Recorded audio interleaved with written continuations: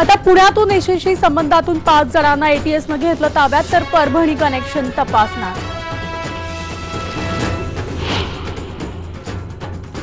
केंद्र सरकार आणि राज्य सरकारने खांद्याला खांदा लावून काम केलं तरच देशाचा विकास होऊ शकतो।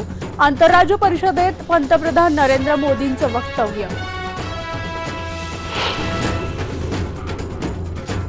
राष्ट्रीय स्वयंसेवक संघाचे अखिल भारतीय सदस्य सुरेश केतकर यांचं निधन। दीर्घ आजारामुळे लातूरच्या विवेकानंद रुग्णालयात मालवणी प्राणज्योत।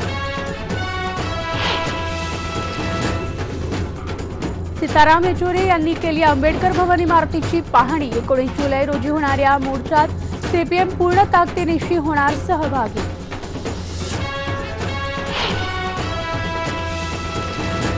समुद्रामुळे गावाला निर्माण झाला मोठा धोका। वेळेत बंधारा बांधला नाही तर गाव नाहीसं होण्याची भीती। रत्नागिरी जिल्ह्यातल्या काळबादेवीचे गावकरी जगतायत समुद्राच्या दहशतीत।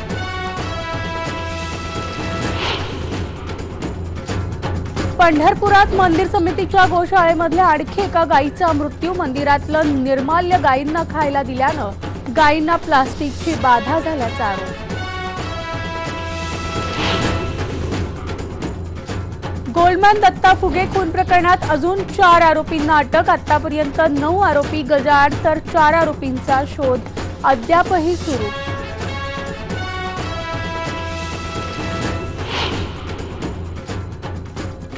पाकिस्तानी मॉडेल कंदील बलोचची गोळ्या झाडून हत्या। मॉडेलिंग सोडत नाही म्हणून सख्ख्या भावानंच घेतला जीव।